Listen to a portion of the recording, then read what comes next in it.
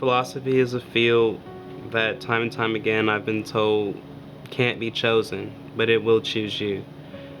The story behind becoming a philosopher that I have is having a question in life that no one could answer simply, and that a lot of abstract thought and reasoning would have to go into answering these kind of questions, like what is life, what is death, what is my purpose, and how do I fulfill it?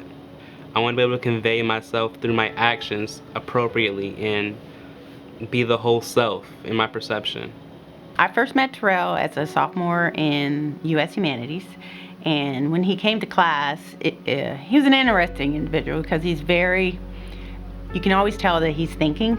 You can just see that there's a lot going on with him and that he's dealing with, but he manages it.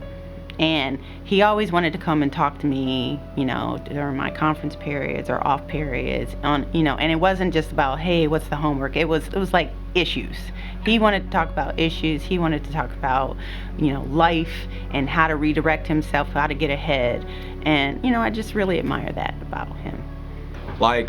For a long time, his dad was in jail, and he really didn't have a father figure. So you could see in him that he was still trying without having a father figure to really lead him into the direction that he needed to go, with his mom working for a long time. So I seen that in him a lot. He's just overachiever. You feel you know what I mean? Always stay on his path, always stay on the grind, so he'd be successful. My parents were divorced, and I felt personally up until that point that I was the one keeping them together, because physically at least I'm the perfect match. I took pictures of them when they were my age, cut them in half and looked at them together, and it's my face. I saw me. When they divorced, I felt like I was personally ripped apart. I didn't know myself anymore. At that point in time, I was going through the thought process of just killing myself, literally, so that I wouldn't have all these people with negative thoughts about me. I didn't want to be perceived like that. I had a couple dreams and told the counselors about it, and they were terrified and they ran away. I talked to my mom about the same dreams, and she said, pray about it. So I prayed and went to church and didn't understand what the message was about, and I prayed some more, and I got to the point where I convinced myself that I had option. I found my reason to live when I was 12 in school, once I came to the realization that the purpose of life is to experience. And I would take that away from myself and everyone that knows me should I continue this.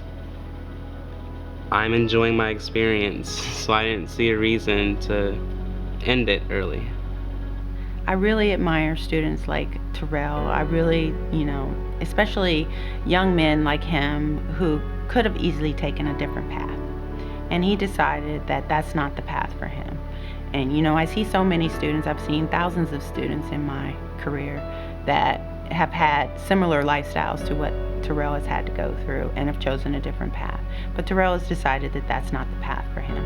And I'm just inspired that he will take a direction in life that will actually improve his life for the good.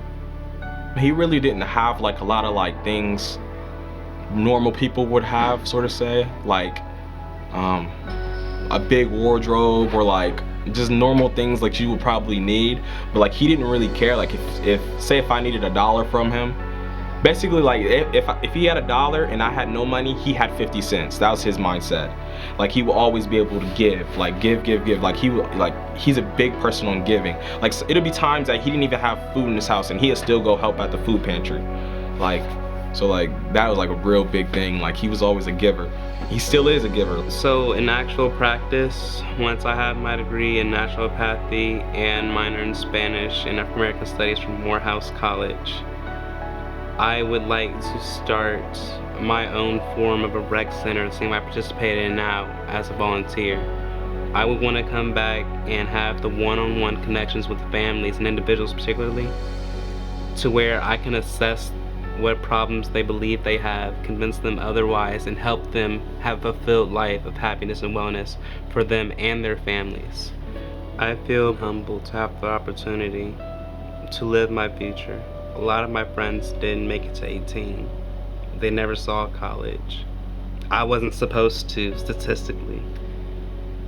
Oh, I feel like I have a service to provide. I feel blessed.